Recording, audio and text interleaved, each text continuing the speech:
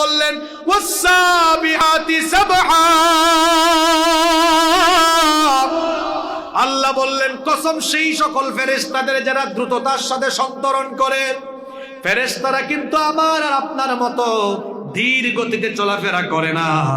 যেমন আজকে আমি আপনাদের এখানে চট্টগ্রাম থেকে আসতে আমার 5 ঘন্টা সময় লেগেছে, কারণ ওই চন্দনায় সে একটা অ্যাক্সিডেন্ট হয়েছে, 2 ঘন্টা জ্যামে আমরা বসা ছিলাম। এখন মালাকুল মউত চট্টগ্রামের বদ্দারহাটে একজনের জান কবজ করে আপনাদের এই বড় হাতিয়া অথবা আপনাদের এই গারাঙ্গি এলাকায় এসে একজনের জান কবজ করবে, উনার জন্য কি আমার মতো আসতে আমার যেরকম 5 ঘন্টা লাগছে, মালাকুল মউতেরও কি 5 ঘন্টা লাগবে নাকি? কথা বলেন আপনারা। আল্লাহ বলছেন আমি কসম করছি সেই সকল ফেরেশতাদের যারা দ্রুততার সাথে সন্তরণ করে। ফেরেশতারা কত দ্রুত গতিতে চলাফেরা করে। একটা ঘটনা আমার মনে পড়লো, ঘটনাটা একটু বলি, মন দিয়ে শোনেন। ঘটনাটা হচ্ছে সুলাইমান আলাইহিস সালামের সময়ের ঘটনা। সুলাইমান নবীর নাম শুনছেন তো আপনারা? সাইয়েদনা সুলাইমান আলাইহিস সালাম কোন জাতের নবী চিনি দিলেন শুনেন। সাইয়েদনা সুলাইমান আলাইহিস সালাম তিনি মাত্র 13 বছর বয়সে তার বাবার রেখে যাওয়া সিংহাসনে তিনি আরোহণ করেছিলেন। 13 বছর বয়স থেকেই তিনি পৃথিবী শাসন করা আরম্ভ করেছেন। আল্লাহ তাকে এমন মুজিজা দিয়েছেন, পিপিলিকার ভাষা বুঝতেন, পাখির ভাষা বুঝতেন। আল্লাহ তাআলা তাকে এমন ক্ষমতার মালিক বানিয়েছেন। আমরা তো এখন ইঞ্জিনের তৈরি বাহনে আরোহণ করি, আর সাইয়েদনা সুলাইমান আলাইহিস সালাম ইঞ্জিনবিহীন বাহনে আরোহণ করতেন। তিনি আল্লাহর কাছে দোয়া করেছিলেন, আল্লাহ আমাকে এমন ক্ষমতার মালিক বানাও যেই ক্ষমতা কিয়ামত পর্যন্ত কেউ আর পাবে না। সুলাইমান আলাইহিস সালাম যখন আল্লাহর কাছে এই দোয়া করলেন, তার দোয়া যিনি কবুল করলেন, গলার আওয়াজ বড় করে বলেন তিনি কে? আল্লাহ তাআলা দোয়া কবুল করে সাইয়েদনা সুলাইমান আলাইহিস সালাম কেমন ক্ষমতার মালিক বানিয়ে দিলেন। আল্লাহ বললেন, ওগো সুলাইমান, তোমাকে আমি ইঞ্জিন ছাড়া এমন বাহন দিলাম। দেখেন রাশিয়ার প্রেসিডেন্ট ভ্লাদিমির পুতিন কিংবা আমেরিকার প্রেসিডেন্ট জো বাইডেন, তারাও যদি এরা তো হলো বর্তমান দুনিয়ার সবচাইতে ক্ষমতাধর ব্যক্তি, এরাও যদি এক জায়গা থেকে আরেক জায়গায় যায় তাহলে দেখা যায় ইঞ্জিন যুক্ত বাহন ব্যবহার করতে হবে। ইঞ্জিন ছাড়া বাহন ব্যবহার করে কোথাও যাবার কোনো সুযোগ, এমনকি এক দেশ থেকে আরেক দেশে যেতে কয়েক ঘন্টা সময় লাগবে। কিন্তু সাইয়েদনা সুলাইমান নবীকে আল্লাহ এমন মুজিজা দিয়েছিলেন, এমন ক্ষমতার মালিক তাকে বানিয়েছিলেন। তিনি যখন সকালবেলা তার সিংহাসনে বসতেন, বিনা ইঞ্জিনে বাতাসের মাধ্যমে 1 মাসের পথ তিনি চলে যেতেন। এরা বুঝে নাই তো, এদেরকে একটু বুঝাই দেই। অর্থাৎ আল্লাহ তাকে এমন একটা সিংহাসন দিয়েছিলেন, এই যে সিংহাসনে বসলেন, বসে বললেন পৃথিবীর পশ্চিমে যাও, একদম পশ্চিমের দেশের বাহন বলে নাইমা যান, চলে আসছেন। এখনো পাবলিক বুঝে নাই, মানে বসে বলেছে, মনে করেন এখানে বসেছে, বসে বলছে ইরাকে নিয়ে যাও, বাহন বলে নেমে যান, চলে আসছেন। মানে বসে শুধু বলেছে যাও, ওই যাওটা শেষ করতে পারে নাই, সাথে সাথে চলে গিয়েছে। কারণ এই বাহন এত দ্রুত গতির ছিল, বসা মাত্রই বিনা ইঞ্জিনে বাতাসের মাধ্যমে 1 মাসের পথ চলে যেত। এমন ক্ষমতার মালিক আল্লাহ তাকে বানিয়েছিলেন, এমন মুজিজা আল্লাহ তাকে দিয়েছিলেন। বাতাসকে আল্লাহ তাআলা তার আদেশের অনুগত করে দিয়েছিলেন। সুলাইমান আলাইহিস সালামের সময়ের ঘটনাটা বলছি। সাইয়েদনা সুলাইমান আলাইহিস সালাম তিনি একদিন তার এক সিনিয়র মন্ত্রীকে নিয়ে বসে আছেন। ঠিক এমন সময় মালাকুল মউত মানুষের বেশ ধরে সাইয়েদনা সুলাইমান আলাইহিস সালামের সাথে সাক্ষাৎ করতে আসলেন। সাইয়েদনা সুলাইমান আলাইহিস সালামের সঙ্গে সাক্ষাৎ শেষ করে তিনি যখন চলে যাচ্ছিলেন, বিদায়ের বেলায় ওই মন্ত্রীর দিকে তিনি একটু আর চোখে তাকালেন। এ কারণে মন্ত্রী বেচারা ভীত বিহ্বল হয়ে গেল।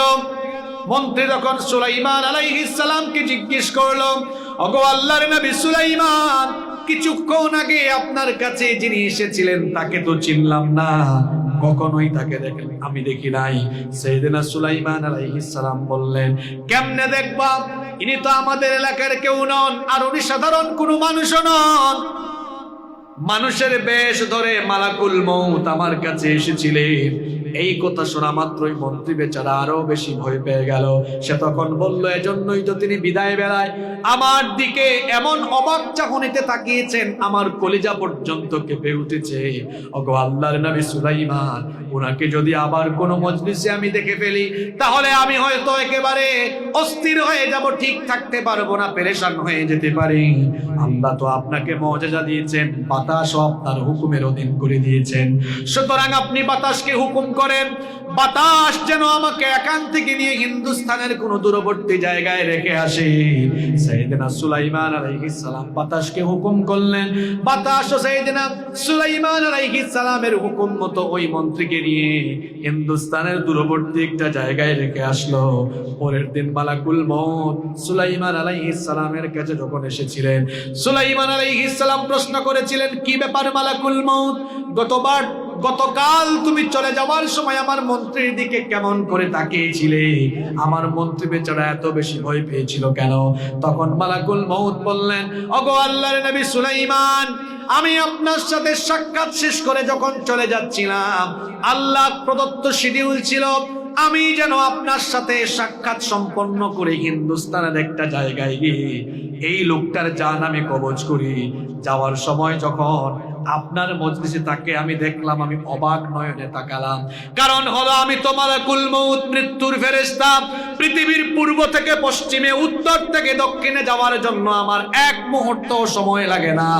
মানুষ চোখের পলক ফেলার আগে আমি দুনিয়ার এক প্রান্ত থেকে অন্য প্রান্তে চলে যেতে পারি, কারণ আমাকে দ্রুততার সাথে চলার জন্য সামর্থ্য যিনি দিয়েছেন তিনি কি?